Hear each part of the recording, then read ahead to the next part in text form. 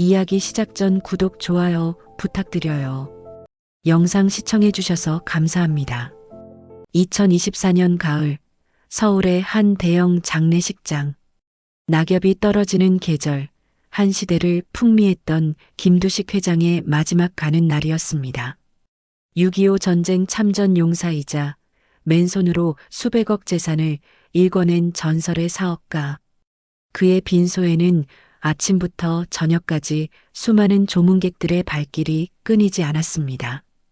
상주석 한가운데에는 장남 김영철 씨와 그의 가족이 자리하고 있었습니다. 대기업 임원 출신답게 품위 있는 검은 상복, 값비싼 액세서리들. 그들은 찾아오는 귀빈들에게 완벽한 미소로 예의를 갖췄습니다. 장례식장 곳곳에서는 차남 김영수 씨가 주요 인사들과 명함을 주고받으며 바쁘게 움직였습니다. 식당 체인을 운영하는 그는 이런 자리를 네트워킹의 기회로 삼고 있었죠. 오후 늦게 도착한 차녀 김영미 씨는 미국에서 막 비행기를 타고 왔다며 고급스러운 한복 차림으로 입장했습니다. 그녀는 조문객들보다 휴대폰 통화에 더 바쁜 듯 보였습니다. 그리고 장례식장 구석진 곳. 그곳에는 막내딸 김영숙 씨가 홀로 조문객들을 맞이하고 있었습니다. 58세의 영숙 씨는 낡은 검은 상복을 입고 아침부터 저녁까지 쉬지 않고 절을 받았습니다. 그녀의 손은 거칠었고 눈가에는 깊은 피로가 서려 있었습니다. 형제들과 달리 영숙에게는 옆에서 도와줄 배우자도 자식도 없었습니다. 시간을 2년 전으로 되돌려 봅니다. 영숙 씨가 이렇게 홀로 남게 된 데는 긴 사연이 있었습니다. 2022년 어머니 장순이 여사가 암 선고를 받았을 때의 일입니다. 3년에 걸친 긴 투병 생활. 병원비는 형제들이 나눠서 냈지만 간병은 오롯이 영숙의 몫이었습니다. 매일 새벽 5시 영숙은 반지하 월세방에서 일어나 2시간이 걸리는 버스를 타고 병원으로 향했습니다. 어머니의 식사를 챙기고 기저귀를 갈아드리고 온몸을 닦아드렸습니다. 밤늦게 집에 돌아가면 다시 파출부 일을 나가야 했죠. 주말에는 식당 알바로 생활비를 벌었습니다. 장남 영철 씨는 한 달에 한 번 정도 병원에 들렀습니다. 30분 정도 머물다 회사 일이 바쁘다며 떠났죠. 차남 영수 씨는 더했습니다. 병문안은 명절 때만, 그것도 가족들과 함께 사진 한 장 찍고 가는 게 전부였습니다. 차녀 영미 씨는 미국에 있다는 이유로 3년 내내 한 번도 오지 않았습니다. 영수가, 미안하다. 내가 고생이 너무 많구나. 언니, 오빠들은 바빠서. 그래도 넌 착해서 다행이다. 2022년 12월 어머니가 임종을 맞이하는 순간에도 곁에 있던 사람은 영숙뿐이었습니다. 형제들은 어머니가 돌아가신 뒤에야 부랴부랴 병원으로 달려왔습니다. 장례식 때도 마찬가지였습니다. 형제들은 상주석에 앉아 조문을 받았지만 장례 절차를 챙기고 손님들을 응대한 사람은 영숙이었습니다. 어머니를 여인 후 아버지 김두식 회장은 급격하게 쇠약해졌습니다. 평생을 강철 같던 분이 하루아침에 무너져 내렸습니다. 87세의 노인은 더 이상 혼자 생활할 수 없었습니다. 형제들은 요양병원을 알아봤습니다. 하지만 아버지는 완강히 거부했습니다. 그리고 막내딸 영숙을 불렀습니다. 영숙은 자신의 반지하 월세방을 정리하고 아버지의 집으로 들어갔습니다. 형제들 중 누구도 아버지를 자기 집으로 모시겠다는 말은 하지 않았습니다. 이후 2년간 영숙의 삶은 오로지 아버지를 돌보는 일이었습니다. 밤마다 기저귀를 갈아드리고 식사를 보조하고 목욕을 시켜드렸습니다. 아버지는 치매 증상도 조금씩 보이기 시작했습니다. 가끔 영숙을 알아보지 못할 때도 있었죠. 형제들은 명절에만 잠깐 들렀습니다. 30분 정도 앉아 있다가 선물 하나 놓고 가는 게 전부였습니다. 아버지는 그런 형제들을 보며 아무 말도 하지 않았습니다. 다만 깊은 눈빛으로 오래도록 바라보기만 했습니다. 이상한 일도 있었습니다. 아버지는 가끔 영숙의 손을 꼭 잡고 무언가 말하려다가 멈추곤 했습니다. 입술을 떨며 뭔가 중요한 말을 하려는 것 같았지만 끝내 말을 잇지 못했습니다. 영숙은 그게 치매 증상이라고만 생각했습니다. 아버지, 괜찮으세요? 제가 있잖아요. 걱정하지 마세요. 그리고 2024년 9월 아버지는 조용히 눈을 감으셨습니다. 그날도 영숙은 아버지의 손을 잡고 있었습니다. 장례를 치른 지 3일 후 서울 강남의 한 대형 법무법인 회의실, 김두식 회장의 자녀들이 모두 모였습니다. 그들 앞에는 유언 집행을 맡은 변호사가 앉아 있었습니다. 회의실 분위기는 묘했습니다. 슬픔보다는 긴장감이 흘렀습니다. 누구도 입 밖에 내지는 않았지만 모두가 같은 생각을 하고 있었습니다. 수백억대 재산이 어떻게 나눠질 것인가. 변호사가 유언장을 꺼내 펼쳤습니다. 그리고 차분하게 읽기 시작했습니다.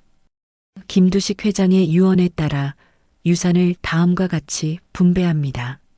장남 김영철에게는 강남구 소재 빌딩 3채를 상속합니다. 감정가 총 500억 원입니다. 장남 영철은 표정 관리를 했지만 입꼬리가 살짝 올라갔습니다. 그의 부인 이정희는 남편의 손을 꼭 쥐었습니다. 차남 김영수에게는 서초구 소재 상가 건물 2채를 상속합니다. 감정가 300억 원입니다. 차남도 만족스러운 표정이었습니다. 그는 아내 박미선과 눈빛을 교환했습니다. 차녀 김영미에게는 현금 100억 원과 미국 로스앤젤레스 소재 부동산 1채를 상속합니다. 영미는 미소를 지었습니다. 모든 게 예상대로 흘러가고 있었습니다. 그들은 이미 재산 규모를 대략 알고 있었고 셋이서 나눠 가질 것이라 생각했습니다. 이제 남은 것은 모두의 시선이 막내딸 영숙에게로 향했습니다. 영숙은 긴장한 표정으로 앉아 있었습니다. 변호사가 유언장의 다음 페이지를 넘겼습니다. 그리고 이상하게도 잠시 침묵이 흘렀습니다. 막내딸 김영숙에게는 경기도 포천시 소재 한옥 한 채를 상속합니다. 순간 회의실에 정적이 흘렀습니다. 모두가 어리둥절한 표정을 지었습니다. 영숙도 마찬가지였습니다. 한옥? 포천? 해당 부동산의 현재 감정가는 약 2억 원입니다. 70년 된 노후 한옥으로 현재 거주 불가능한 상태로 판정되었습니다. 2억 원. 형들이 받은 수백억에 비하면 너무나 초라한 금액이었습니다. 아니, 비교 자체가 무의미했습니다. 영철이 받은 빌딩 하나가 영숙이 받은 한옥의 250배 가치였습니다. 큰 며느리 이정희가 처음으로 입을 열었습니다. 그래도 뭐라도 받았네요, 영숙 씨. 2억이면 작은 아파트 전세는 구하겠어요. 근데 그 한옥이 어디래요? 포천? 거기 완전 시골 아니에요? 아버지가 왜 그런 걸 누나한테. 차라리 현금을 주시지. 영숙은 아무 말도 하지 못했습니다. 충격이었습니다. 아니, 충격이라기보다는 배신감이었을까요? 2년간 밤낮으로 아버지를 돌봤습니다. 어머니 3년, 아버지 2년. 총 5년을 자신의 인생을 포기하고 부모님께 바쳤습니다. 형들은 돈만 보냈습니다. 병문안 한 번 제대로 오지 않았습니다. 그런데 그들은 수백억을 받고 자신은 폐가 한 채라니. 장남 영철이 영숙의 어깨를 툭 쳤습니다. 누나, 그래도 아버지가 누나를 생각하셨으니까 뭐라도 주신 거잖아. 우리는 가족이니까 나중에 누나 힘들면 도와줄게요. 그의 말에는 진심이 담겨 있지 않았습니다. 형제들은 이미 자신들이 받을 재산 계산에 바빴습니다. 영숙이 받은 2억짜리 폐가는 그들에게 아무 의미도 없었습니다. 회의는 그렇게 끝났습니다. 형제들은 각자의 상속 서류를 챙겨 밖으로 나갔습니다. 웃음소리가 들렸습니다. 누군가는 저녁 식사 약속을 잡고 있었습니다. 영숙은 회의실에 혼자 남아 앉아 있었습니다. 손에는 포천 한옥의 등기부등본 한 장. 그것이 그녀가 평생 헌신한 대가의 전부였습니다. 아버지, 왜 이러신 거예요? 그날 밤 영숙은 반지하 월세방으로 돌아갔습니다. 좁고 어두운 방. 햇빛 한 줄 제대로 들지 않는 그곳에서 그녀는 처음으로 소리내어 울었습니다. 50년을 한 가족으로 살았습니다. 언니, 오빠라고 부르며 자랐습니다. 그런데 왜 이렇게 다른 대우를 받아야 하는 걸까요? 효도는 당연한 거라고 생각했습니다. 보상을 바라고 한 게 아니었습니다. 하지만 이건 너무 불공평했습니다. 유산 분배가 끝나고 일주일이 지났습니다. 영숙은 다시 반지하 월세방으로 돌아왔습니다. 좁은 방, 곰팡이 냄새, 창문 너머로 보이는 사람들의 발목. 이곳이 58세 영숙의 전부였습니다. 그런데 문제가 생겼습니다. 장례 기간 동안 일을 쉬었더니 월세가 밀렸습니다. 집주인은 매일같이 전화를 걸어왔습니다. 50만 원. 영숙에게는 큰 돈이었습니다. 아버지 장례 후 통장 잔고는 거의 바닥났습니다. 영숙은 다시 파출부 일을 시작했습니다. 하루에 새 집을 돌며 청소를 했습니다. 무릎을 꿇고 걸레질을 하고 화장실을 닦았습니다. 그러던 어느 날 무거운 장롱을 옮기다가 허리를 삐끗했습니다. 통증이 심했지만 병원에 갈 돈이 없었습니다. 영숙은 파스를 붙이고 참았습니다. 일을 쉬면 돈을 벌 수 없었습니다. 밤에는 허리 통증으로 잠을 이룰 수 없었습니다. 형제들에게 받은 500억, 300억, 100억. 그 돈이면 평생 걱정 없이 살 수 있을 것입니다. 하지만 영숙에게 돌아온 건 2억짜리 폐가 한 채. 팔 수도 없었습니다. 누가 시골에 무너져가는 한옥을 사겠습니까? 영숙은 용기를 내어 큰오빠에게 전화를 걸었습니다. 허리 치료비라도 빌릴 수 있을까 싶었습니다. 강남의 고급 아파트, 장남 영철의 집이었습니다. 영숙은 떨리는 마음으로 초인종을 눌렀습니다. 아, 영숙 씨. 무슨 일이세요? 형님 계세요? 잠깐 뵙고 싶어서. 거실에는 고급 가구들이 즐비했습니다. 벽에 걸린 그림 하나가 영숙의 1년 생활비는 되어 보였습니다. 큰오빠 영철이 소파에서 일어났습니다. 누나, 갑자기 무슨 일이야? 오빠, 저 허리를 다쳐서 일을 못하고 있어. 병원비가 좀 필요해서. 언니, 저희도 요즘 형편이 안 좋아요. 애들 학원비에 관리비에. 그리고 언니도 이제 나이가 있으시잖아요. 요양병원 같은데 알아보시는 게. 요양병원. 58세의 요양병원이라니. 영숙은 더 이상 말을 잇지 못하고 돌아섰습니다. 차남에게도 전화를 걸어봤습니다. 누나, 미안해. 나도 요즘 식당 확장하느라 대출받은 상태야. 애들 대학 등록금도 밀렸고 그 포천 한옥이라도 팔아서 뭐 좀 해봐. 차녀 영미는 전화조차 받지 않았습니다. 문자 메시지만 한 줄 왔습니다. 미국에서 바빠. 나중에 연락할게. 영숙은 깨달았습니다. 형제들에게 자신은 이제 필요 없는 존재였습니다. 부모님이 살아계실 때는 간병을 대신해주는 편리한 존재였습니다. 하지만 이제 부모님도 안 계시니 그녀는 그저 귀찮은 가난한 친척일 뿐이었습니다. 12월 어느 추운 날 영숙은 결심했습니다. 그 포천 한옥이라도 직접 가서 보자고. 팔 수 있을지 아니면 최소한 어떤 상태인지라도 확인해야 했습니다. 새벽 5시 영숙은 지하철을 타고 동서울 터미널로 향했습니다. 포천행 버스를 타고 다시 마을버스로 갈아타고 마지막에는 걸어야 했습니다. 총 3시간이 넘는 여정이었습니다. 겨울 시골길은 을씨년스러웠습니다. 눈이 내린 뒤라 길은 미끄러웠습니다. 영숙은 허리를 부여잡고 천천히 걸었습니다. 마을 입구에서 한참을 더 걸어 들어가자 낡은 돌담이 보이기 시작했습니다. 무너진 돌담, 녹슨 철문, 그리고 그 너머로 보이는 한옥. 영숙은 한숨을 쉬었습니다. 2억 원이라는 감정가도 후한 평가였습니다. 이건 거의 폐허였습니다. 70년 된 기와집. 처마는 반쯤 무너져 있었고 기와는 여기저기 깨져 있었습니다. 앞마당에는 잡초가 무성했습니다.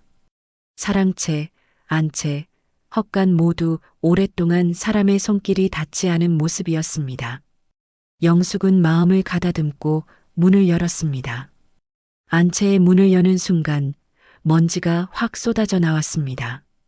영숙은 기침을 하며 안으로 들어갔습니다. 바닥에는 쥐똥이 널려 있었고 오래된 가구들은 부서져 있었습니다. 부엌의 아궁이에는 거미줄이 쳐져 있었습니다. 낡은 항아리들, 깨진 찬장, 찢어진 장판.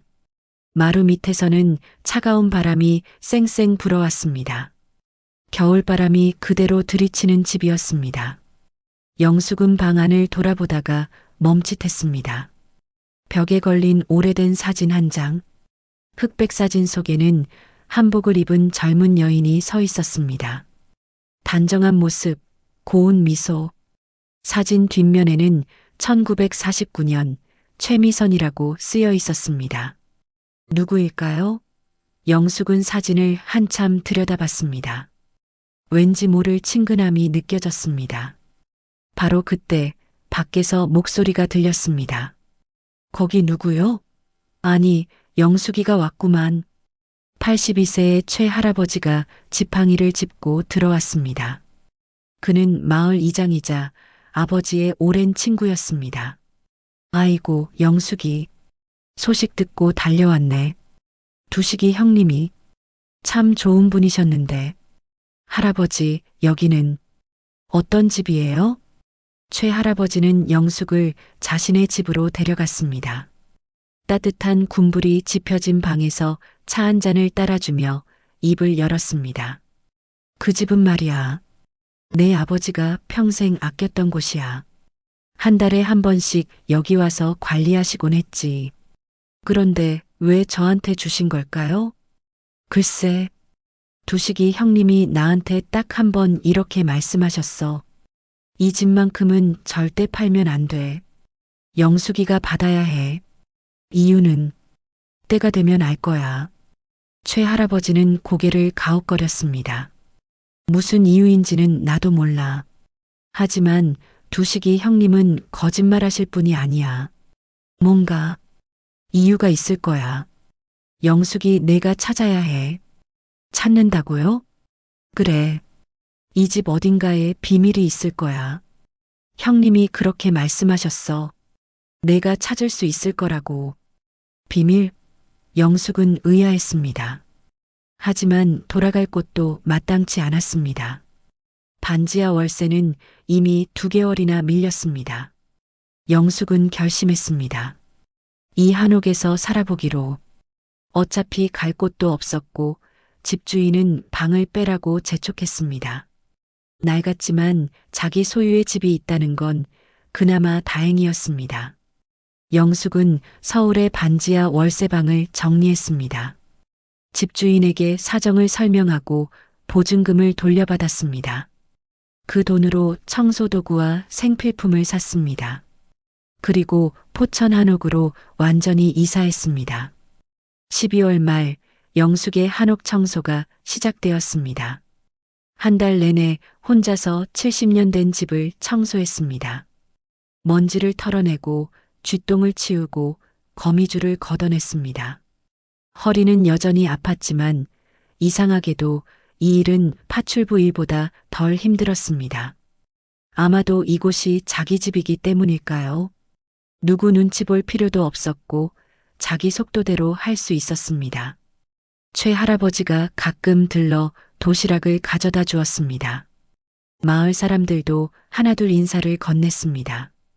청소를 하면서 영숙은 집 구석구석을 살폈습니다.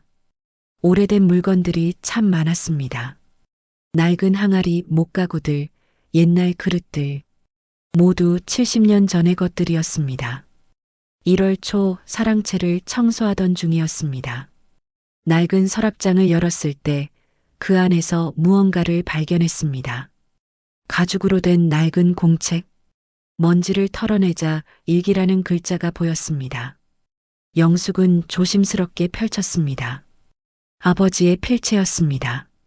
젊은 시절의 단정한 글씨, 첫 페이지를 읽었습니다. 1953년 8월 15일. 전쟁이 끝났다. 나는 살아남았다.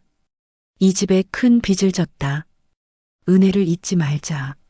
언젠가 반드시 갚겠다. 은혜? 무슨 은혜일까요? 영숙은 계속 읽어 내려갔습니다. 1955년 3월 2일. 오늘도 이 집을 찾았다. 하지만 아무도 없다. 최참봉님은 돌아가셨고 미선 양도 세상을 떠났다고 한다. 내 목숨을 구해준 분들인데 나는 아무것도 갚지 못했다. 최참봉, 미선양, 영숙은 그 이름들을 기억했습니다. 벽에 걸린 사진 속 여인, 최미선, 바로 그 사람이었습니다. 영숙은 밤마다 일기를 읽었습니다. 추운 밤 군부를 지피고 앉아 아버지의 젊은 시절을 따라갔습니다. 1957년 6월 10일, 변호사가 찾아왔다. 최참봉님의 유언이라며 서류를 건넸다. 나는 떨렸다. 이 큰 재산을 어떻게 받을 수 있단 말인가. 하지만 유언장에는 분명히 쓰여 있었다. 내가 지켜야 한다고. 진짜 후손이 나타날 때까지. 진짜 후손? 영숙은 점점 더 혼란스러워졌습니다.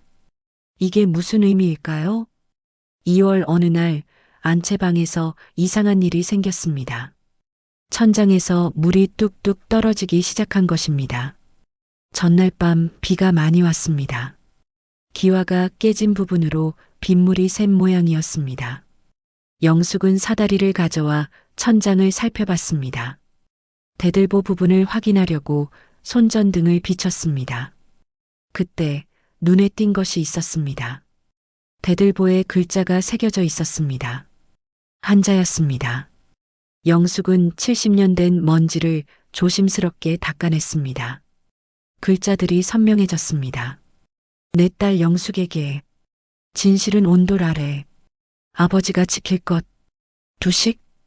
영숙은 심장이 두근거렸습니다. 내 딸 영숙에게 아버지가 자신을 위해 이 글을 남긴 것입니다. 그렇다면 일기장도 이 집도 모두 자신을 위한 것이었습니다. 온돌 아래? 영숙은 급히 사다리에서 내려왔습니다. 안채 온돌을 살폈습니다. 진실이 그 아래 있다는 말인가요? 그날 밤 영숙은 잠을 이룰 수 없었습니다. 다음 날 아침 그녀는 결심했습니다. 온돌 장판을 걷어내기로. 먼저 가구들을 모두 치웠습니다.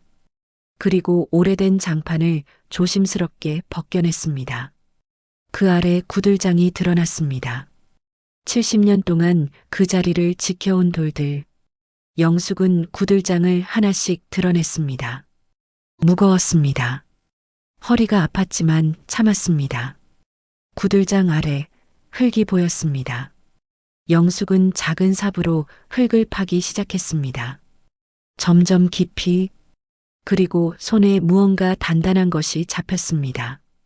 낡은 함석 상자였습니다. 크지 않았습니다.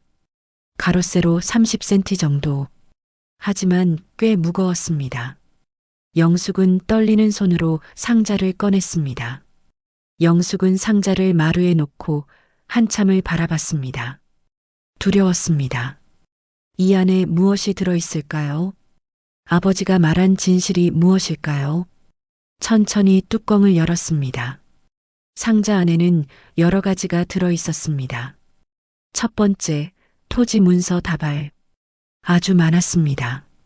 100장이 넘어 보였습니다. 하나하나 펼쳐보니 모두 경기도 포천, 의정부, 남양주 일대의 땅 문서였습니다. 상당히 넓은 면적들이었습니다.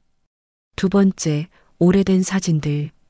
한복 입은 사람들, 큰 기와집 앞에서 찍은 가족 사진, 그리고 군복 입은 어린 아버지의 모습. 세 번째, 봉투. 두툼한 봉투 안에는 편지가 들어 있었습니다. 아버지의 글씨로 영숙에게라고 쓰여 있었습니다. 네 번째, 공식 서류들.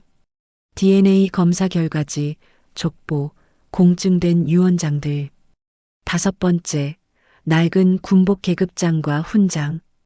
영숙은 떨리는 손으로 편지 봉투를 열었습니다. 그 안에는 긴 편지가 들어 있었습니다. 그녀는 마루에 앉아 읽기 시작했습니다. 이 편지가 그녀의 인생을 완전히 바꿀 줄은 아직 몰랐습니다. 영수가 이 편지를 읽고 있다면 아버지는 이미 떠났을 것이다. 너무 슬퍼하지 말거라. 아버지는 87년을 살았고 마지막 순간 내 곁에서 편안히 눈을 감았다. 그것만으로도 충분히 행복했다. 내가 이 집을 받은 이유를 이제 말하려 한다. 긴 이야기다. 끝까지 읽어다오. 1950년 아버지는 17살 소년이었다. 전쟁이 터졌고 나는 소년병으로 끌려갔다. 너무 어렸다. 총도 제대로 쏠 줄 몰랐다. 1950년 겨울 포천 전투에서 아버지는 부상을 당했다. 총에 맞았다. 다리에서 피가 멈추지 않았다. 전우들은 모두 도망쳤고 나는 눈 내리는 들판에 혼자 남았다. 17살 소녀는 그렇게 죽어가고 있었다.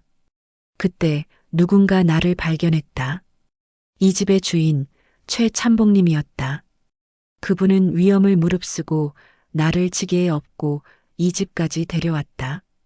인민군이 점령한 마을이었다. 국군 소년병을 숨겨주는 것은 목숨을 거는 일이었다. 최참복님의 외동딸 최미선 양이 나를 간호해 주었다. 당시 23살이었던 미선 양은 매일 내 상처를 소독해주고 죽을 끓여 먹여주었다. 석 달간 나는 이 안채방에 숨어 지냈다. 영숙은 자신이 지금 앉아있는 바로 이 방이 70년 전 아버지가 숨어있던 곳임을 깨달았습니다. 인민군이 수색을 나올 때가 가장 무서웠다. 그럴 때마다 최참복님은 나를 온돌 아래 공간에 숨겨주셨다. 바로 내가 이 상자를 발견한 그곳이다.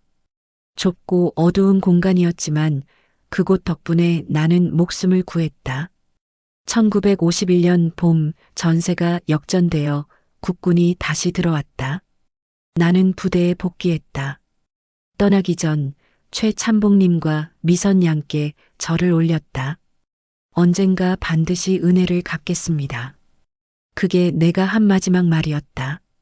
1953년 전쟁이 끝나고 제대한 나는 이 집을 찾았다. 하지만 최참복님은 이미 돌아가신 후였다. 전쟁 중 병으로 세상을 떠나셨다고 했다. 그리고 미선 양도 전쟁 중에 병으로 죽었다는 소식을 들었다. 영숙의 눈에서 눈물이 떨어졌습니다. 아버지의 슬픔이 느껴졌습니다.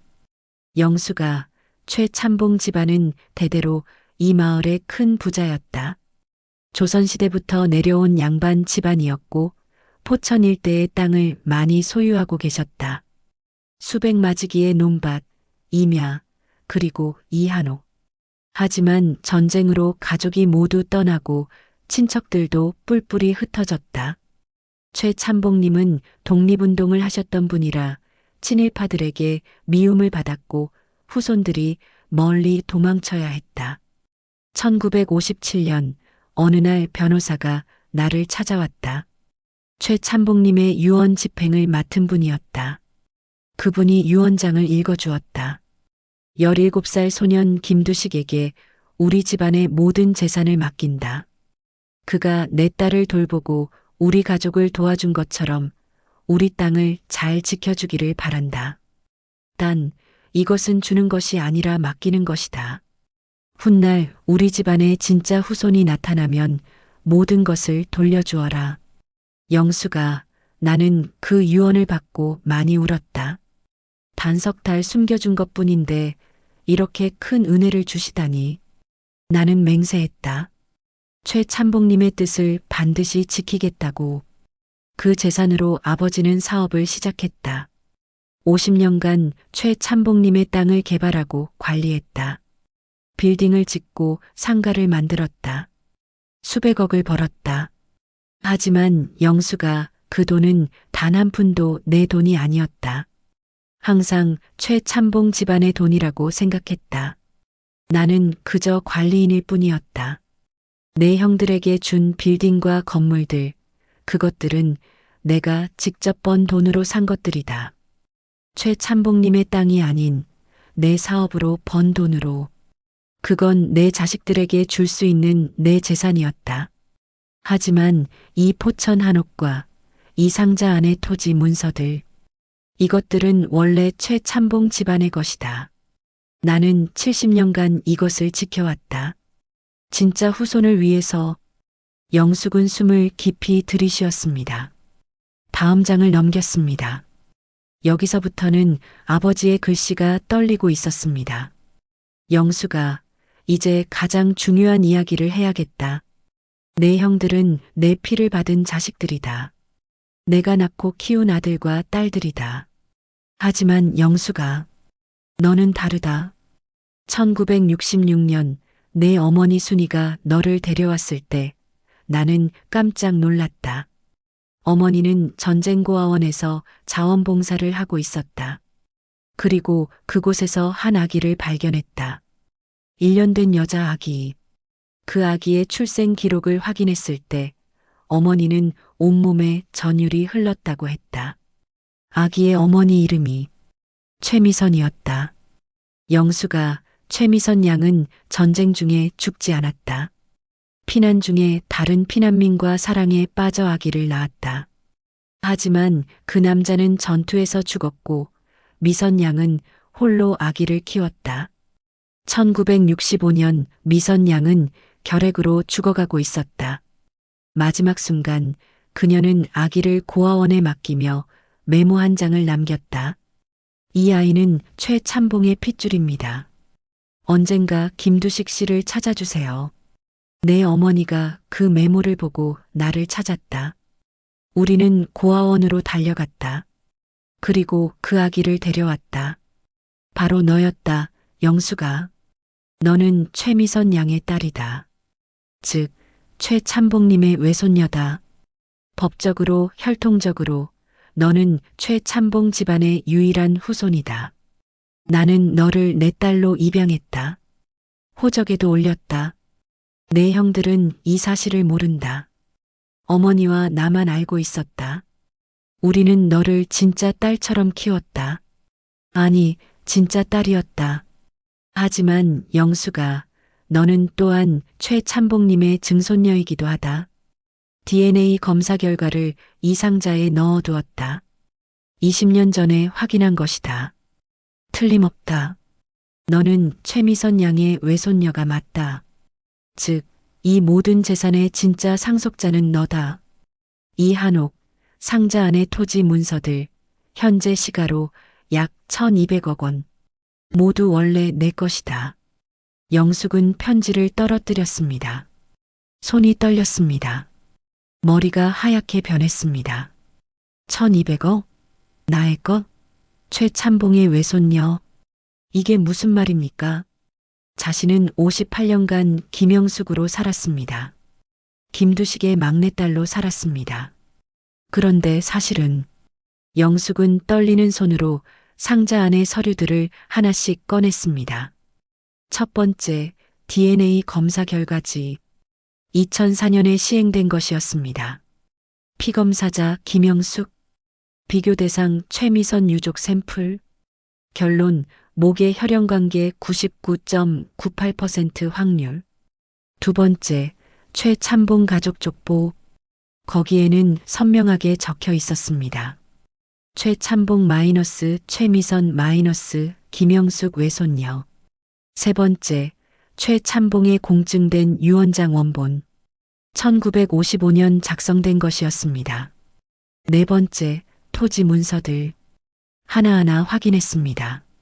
포천시 산림 50만 평, 의정부 상업지구 10만 평, 남양주 주거지역 30만 평. 믿을 수 없는 규모였습니다. 다섯 번째, 부동산 감정평가서. 최근 3개월 전에 작성된 것이었습니다. 아버지가 돌아가시기 직전에 평가를 의뢰한 모양이었습니다. 총 평가액 1247억 원. 영숙은 다시 편지를 집어들었습니다. 마지막 페이지가 남아 있었습니다. 영숙아, 내 형들에게 준 재산은 내가 번 것이다. 그들은 내 피를 받은 자식들이고 아버지로서 당연히 물려줘야 할 것들이었다. 하지만 이 땅들은 다르다. 이것은 원래 내 것이다. 최참봉님이 나에게 맡긴 것이고 나는 70년간 지켜왔다. 이제 진짜 주인에게 돌려줄 때가 왔다. 내가 평생 나를 돌본 것은 우연이 아니었을 것이다. 최참봉님이 17살 소년을 살려주셨듯이 내가 87살 노인을 끝까지 돌봐주었다. 이것이 운명이었을까? 나는 그렇게 믿는다. 영숙아, 내 형들이 너를 무시했다는 걸 나는 알고 있었다. 내가 힘들어하는 것도 보았다. 하지만 참았다. 때가 되면 모든 게 밝혀질 것이라고 믿었다. 이제 너는 자유롭다. 내 것을 찾았으니까. 이 돈으로 내가 하고 싶었던 일들을 하거라. 여행도 가고 좋은 집에서 살고 편하게 지내거라. 하지만 영수가 한 가지만 부탁한다. 복수하지 마라. 내 형들을 미워하지 마라. 그들도 내 자식들이다. 그리고 너도 50년간 그들과 함께 자란 가족이다. 돈이 가족을 갈라놓지 않기를 바란다. 내가 현명하게 판단해 주기를 믿는다. 아버지는 너를 자랑스럽게 생각한다. 세상에서 가장 착한 딸. 아니, 세상에서 가장 착한 사람. 이것이 아버지가 70년 동안 지켜온 약속이다. 최참봉님께 한 약속, 최미선 양께 한 약속, 그리고 너에게 하는 약속? 사랑한다, 영수가. 2024년 8월 아버지 김두식. 영숙은 편지를 가슴에 안았습니다. 그리고 소리내어 울었습니다. 기쁨과 슬픔, 감사와 그리움이 뒤섞인 눈물이었습니다. 밖에는 봄비가 내리기 시작했습니다. 70년 된 한옥의 처마에서 빗물이 뚝뚝 떨어졌습니다. 영숙은 한참을 그렇게 울었습니다. 2024년 3월 영숙이 진실을 알게 된 지 한 달이 지났습니다. 그녀는 조용히 포천 한옥에서 살았습니다. 토지 문서들을 변호사에게 맡겨 확인 작업을 진행했습니다. 모두 합법적이고 유효한 것들이었습니다. 영숙은 서두르지 않았습니다. 아버지의 말대로 복수가 아닌 화해를 원했습니다. 그녀는 시간을 두고 생각했습니다. 어떻게 해야 할까? 형제들에게 어떻게 말해야 할까? 그 사이 영숙이 모르는 곳에서 형제들의 삶이 무너지기 시작했습니다. 장남 김영철. 그는 아버지로부터 받은 강남 빌딩 세 채로 더 큰 불을 일으키려 했습니다. 3월 영철은 지인의 소개로 투자 기회를 잡았습니다. 중국 부동산 개발 사업. 수익률 300%를 보장한다는 달콤한 제안이었습니다. 영철은 빌딩 2채를 담보로 200억을 대출받아 투자했습니다. 5월 그 사업이 사기였다는 사실이 밝혀졌습니다. 투자금 전액이 증발했습니다. 사업 책임자는 행방불명. 영철은 하루아침에 200억의 빚을 지게 되었습니다. 은행은 담보 처분을 요구했습니다. 강남 빌딩 2채가 경매에 넘어갔습니다. 집안 분위기는 싸늘했습니다. 당신이 너무 욕심을 부렸어요. 아버님이 주신 재산을 이렇게 날려버리다니. 미안해. 내가 잘못 판단했어. 7월 영철은 남은 빌딩 한 채마저 헐값에 팔아야 했습니다. 빚을 갚고 나니 남은 것은 거의 없었습니다. 대기업 임원 출신의 자존심은 여지없이 무너졌습니다. 차남 김영수는 식당 사업을 크게 확장하려 했습니다. 아버지로부터 받은 서초동 상가 건물 2채를 믿고 대출을 받아 전국에 체인점 20개를 냈습니다. 하지만 2024년 경기 침체로 손님이 급감했습니다. 체인점마다 적자가 누적되었습니다. 월세, 인건비, 재료비, 빚은 눈덩이처럼 불어났습니다. 6월 영수는 상가 건물을 팔기로 결정했습니다. 하지만 부동산 시장도 얼어붙은 상태. 매물은 나왔지만 사는 사람이 없었습니다. 8월 결국 상가 건물 2채 모두 경매로 넘어갔습니다. 영수의 식당 체인은 부도가 났고 그는 50억의 빚을 지게 되었습니다. 이걸 어떡해요? 애들 학비는 어떻게 내요? 미안해. 내가 너무 급하게 확장했어. 차녀 김영민은 미국 LA에서 편안한 삶을 살고 있었습니다.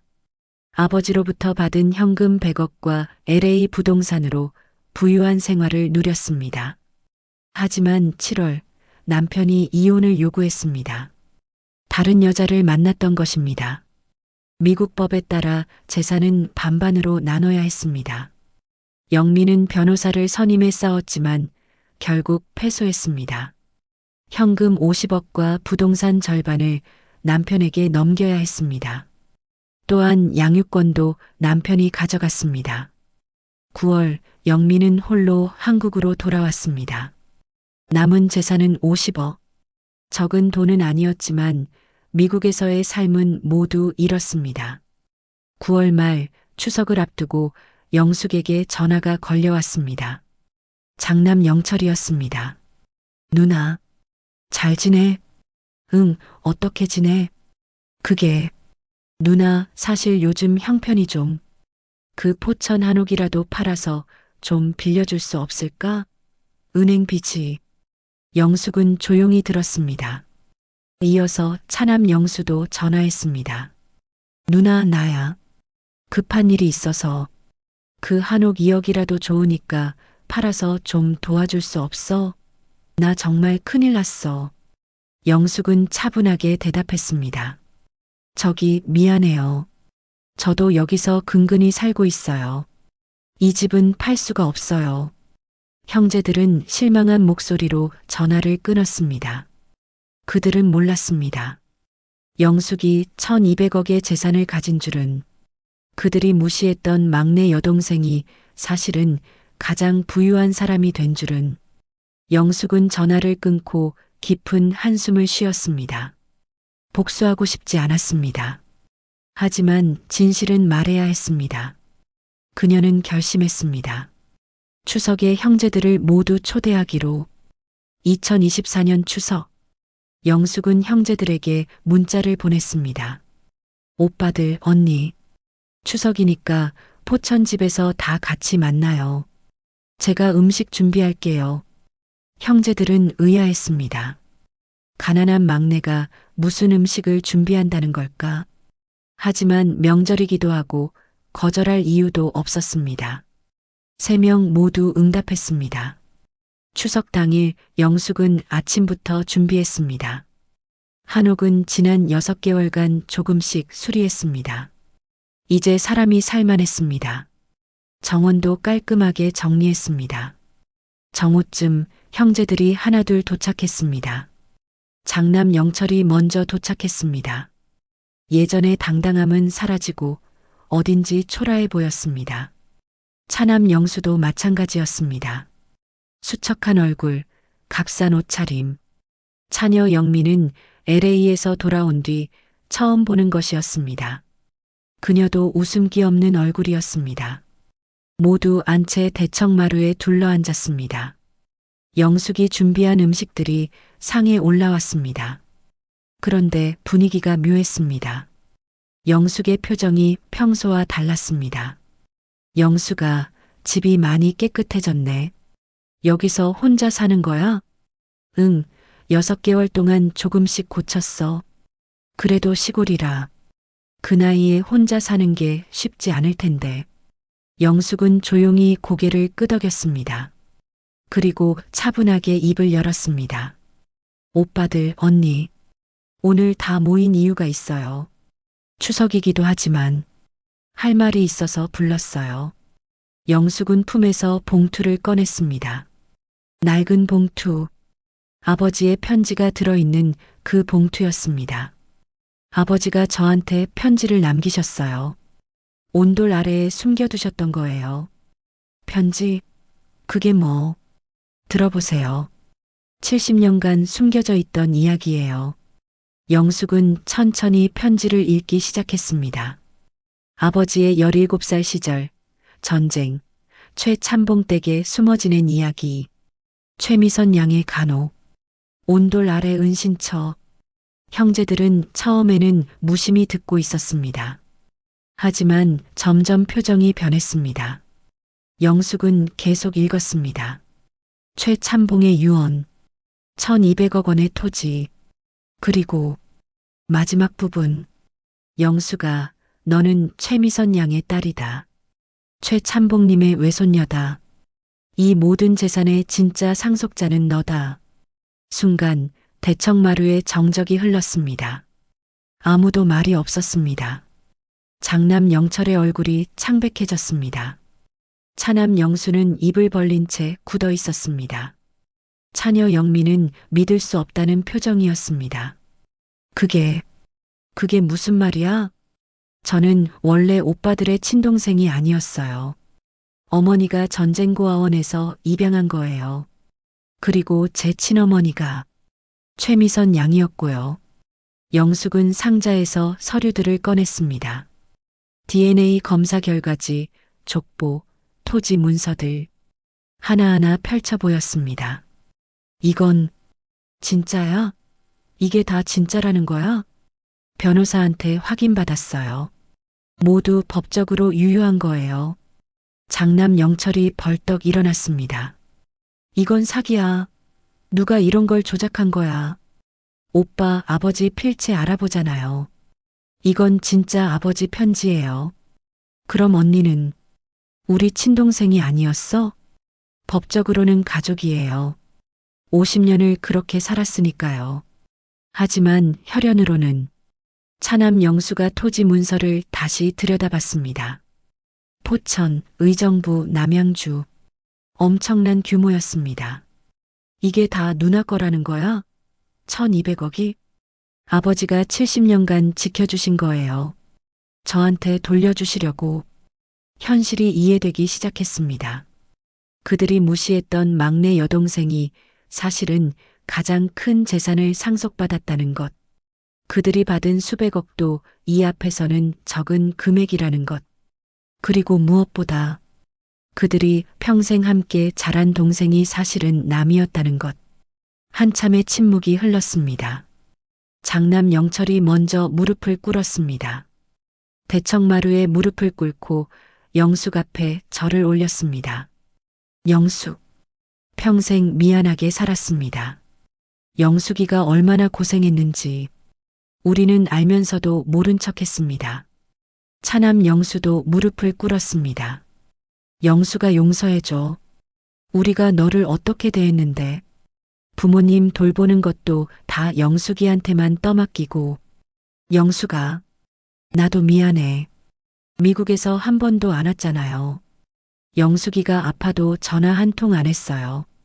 세 형제 모두 고개를 숙였습니다. 평생 무시하고 방치했던 막내 동생 앞에서 그들은 처음으로 진심으로 사과했습니다. 영숙은 조용히 그들을 바라봤습니다. 눈물이 났습니다. 하지만 이것은 기쁨의 눈물이었습니다. 영숙은 천천히 입을 열었습니다. 오빠들, 언니, 일어나세요. 저는 복수하려고 이걸 말한 게 아니에요. 영숙아, 아버지가 편지에 쓰셨어요. 복수하지 말라고. 여러분도 아버지의 자식들이라고. 그리고 저도 50년간 여러분과 함께 자란 가족이라고. 영숙은 형제들을 하나하나 바라봤습니다.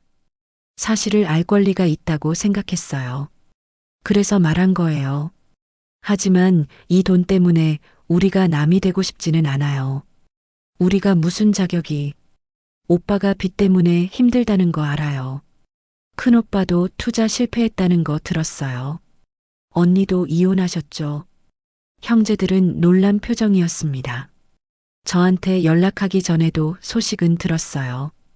그래서 더 고민이 많았어요. 어떻게 해야 할지. 영숙은 가방에서 수표 3장을 꺼냈습니다. 이건 빌려주는 게 아니에요. 주는 거예요. 큰오빠는 30억, 둘째 오빠는 20억, 언니는 10억. 빚 갚으시고 다시 시작하세요. 아니야, 영숙아. 우리가 어떻게 이걸 받아? 받으세요. 진짜 가족이니까요. 피가 섞이지 않았어도 50년을 함께 살았잖아요. 그게 가족 아닌가요? 차남 영수가 소리내어 울기 시작했습니다. 차녀 영미도 눈물을 흘렸습니다. 장남 영철은 영숙의 손을 꼭 잡았습니다. 영숙아, 고마워. 정말 고마워. 우리가 영숙이한테 받을 자격이 없는데 자격은 있어요. 우리 형제니까요. 그날 저녁 네 형제는 오랜만에 함께 식사를 했습니다. 영숙이 준비한 음식을 나눠 먹으며 옛 추억을 이야기했습니다. 어린 시절 이야기, 부모님 이야기, 함께 웃고 울었던 순간들. 그 모든 것이 진짜였습니다. 피는 섞이지 않았지만 추억은 진짜였습니다. 밤이 깊어가자 형제들은 일어섰습니다. 떠나기 전 장남 영철이 말했습니다. 영수가 다음 주에 또 올게. 이제 자주 놀러 올게. 미안해. 나도. 영숙이 집 고치는 것도 도와줄게. 나도 한국에 정착해서 자주 올게. 그동안 미안했어. 영숙은 미소를 지으며 고개를 끄덕였습니다. 형제들이 떠난 후 영숙은 대청마루에 홀로 앉아 달을 바라봤습니다. 추석 보름달이 환하게 떠 있었습니다. 아버지가 70년간 지켜온 약속, 그리고 이제 자신이 새로 맺는 약속, 가족을 지키겠다는 약속. 영숙은 하늘을 올려다보며 속삭였습니다. 아버지, 최참봉님, 최미선 할머니, 감사합니다. 저 잘할게요.